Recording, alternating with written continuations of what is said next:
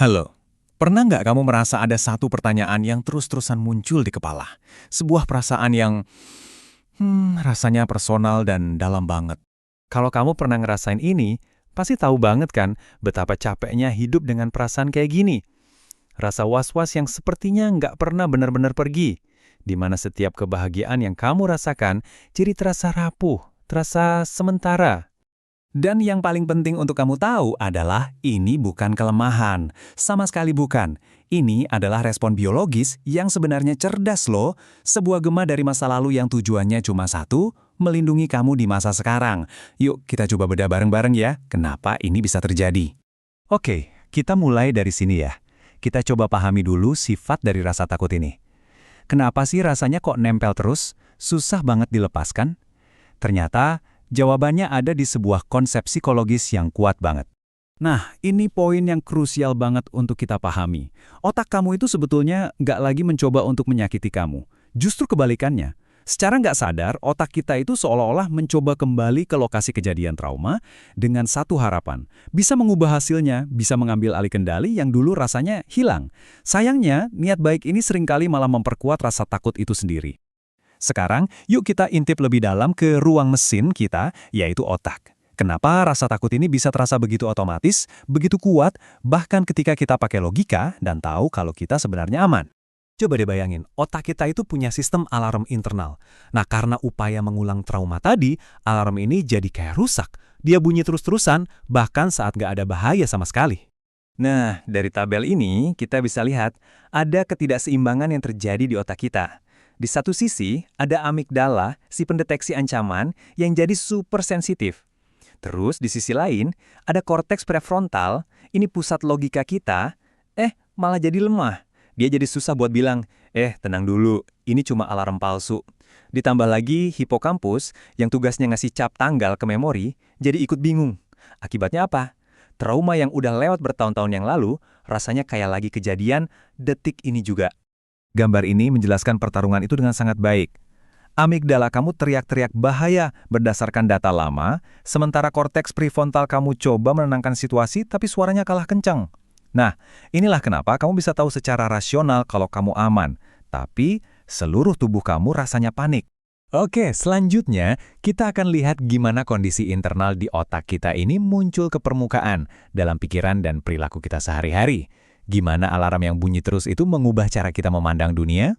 Jadi, ini adalah wujud nyata dari alarm internal yang nggak pernah mati itu. Kamu jadi seperti seorang penjaga yang nggak pernah bisa istirahat, selalu waspada, selalu mencari tanda-tanda bahaya sekecil apapun itu. Perilaku-perilaku ini mungkin terasa akrab banget ya buat kamu. Mungkin kamu sering mencari makna tersembunyi dari sebuah pesan singkat, atau langsung membayangkan skenario terburuk saat pasangan lagi diam, atau mungkin bekerja keras setengah mati biar nggak dianggap nggak berguna. Tapi ini poin pentingnya, di balik setiap perilaku ini ada tujuan mulia yang salah arah, yaitu upaya otak untuk melindungi diri kita supaya nggak terluka lagi.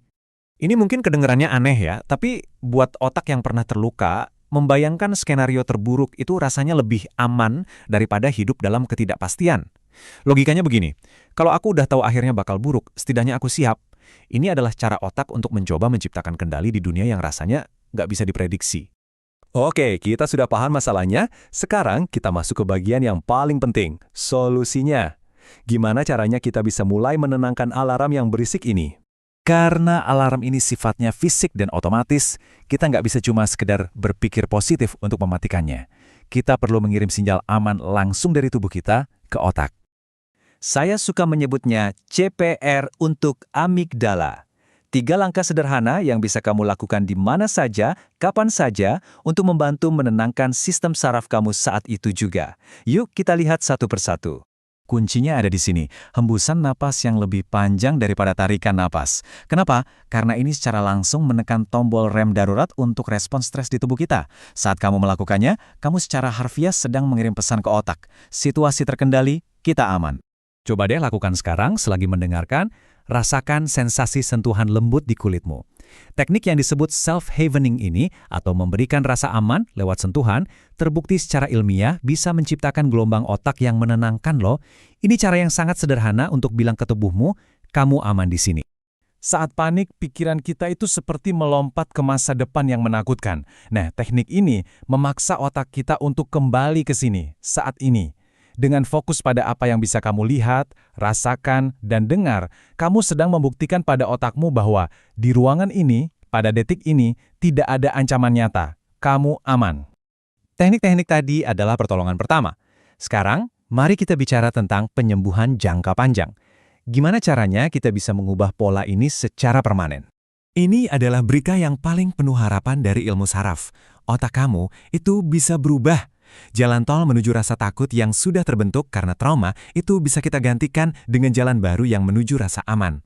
Kutipan terkenal ini menjelaskan semuanya dengan sederhana. Setiap kali kamu berlatih mengambil napas dalam saat cemas, setiap kali kamu melakukan sentuhan menenangkan, kamu sedang melatih sel-sel saraf kamu untuk membentuk koneksi baru. Kamu sedang membangun sirkuit rasa aman yang baru. Anggap saja ini seperti melatih otot. Awalnya mungkin terasa sulit, terasa aneh, tapi semakin sering kamu lakukan, jalur menuju ketenangan ini akan menjadi semakin kuat dan semakin otomatis. Kamu sedang secara aktif memperkuat pusat logika di otakmu. Ini adalah cara pandang yang penting banget. Tujuannya bukan untuk menghapus memori, tapi untuk melepaskan beban emosional dan fisik dari memori itu. Tujuannya adalah mengajarkan setiap sel di tubuhmu bahwa, meskipun masa lalu itu nyata, bahayanya sudah tidak ada lagi di sini, saat ini. Perjalanan ini mungkin gak selalu mudah, tapi setiap langkah kecil yang kamu ambil adalah sebuah kemenangan besar. Dengan setiap napas yang kamu perlambat, kamu sedang merebut kembali kendali dan membangun fondasi rasa aman dari dalam dirimu sendiri. Kamu punya kekuatan untuk berubah.